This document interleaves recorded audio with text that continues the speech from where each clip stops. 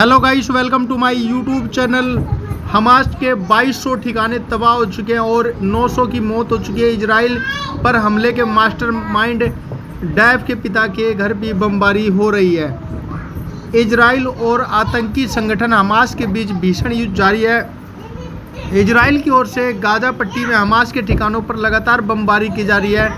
Israel ने अब तक हमास के 2200 से ज़्यादा ठिकानों को टारगेट कर दिया है। इसके अलावा इजरायली एयरफोर्स ने Hamas military chief Mohammed Deif के पिता के घर को भी तबाह कर दिया है। डैफ को इजराइल में हुए हमले का मास्टरमाइंड बताया जा रहा है और अब तक इन हमलों में 900 लोगों की मौत हो गई है।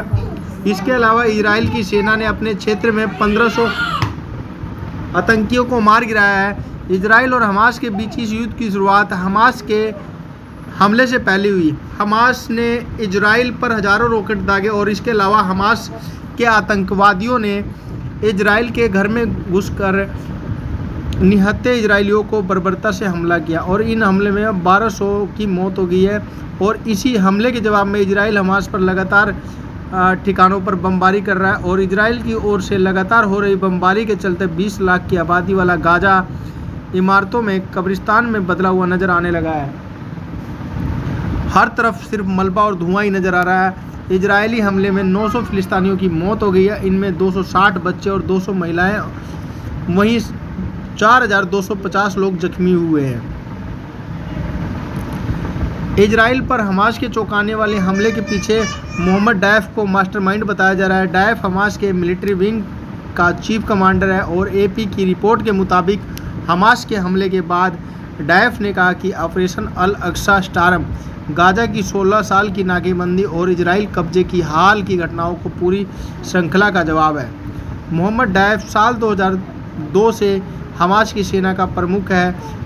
हाल ही में एक रिपोर्ट के अनुसार डैफ का जन्म 1960 के दशक में दौरान गाजा में खान यूनिस शरणार्थी शिविर में हुआ। उस वक्त उसका नाम मोहम्मद दीब इब्राहिम अल मसरी रखा था।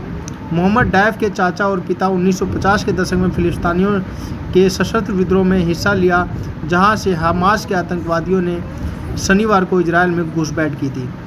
डैफ ने गाजा के इस्लामिक विश्वविद्यालय से पढ़ाई की है। मोहम्मद डैफ जब 20 साल का था तो उसे फिलिस्तीन के विद्रोह के समय इजराइल की सरकार ने जेल भेज दिया था। उस वक्त इजरायली अधिकारियों ने आत्मघाती बम विस्फोटकों में 2 दर्जन लोगों की मौत के लिए जिम्मेदार ठहराया था। हमास में से जंग के बीच इजराइल को अमेरिका का साथ मिला है। अमेरिका ने सबसे पहले आगे आकर अपना खतरनाक हथियार और गोला बारूद और सैनिक भी इजराइल को भेज दिए हैं। अमेरिकी गोला बारूद से लैस प्लेन और गोराल्ड और युद्ध तोप इजराइल के करीब पहुंच गया। न्यूज़ एजेंसी के मुताबिक हथियार को ले जाने वाले अमेरिकी विमान में बेहद हाईटेक गोला बारूद है। तो गाइस, वीडियो में इतना ही। आगे के लिए चैनल को सब्सक्राइब करें। Thank you.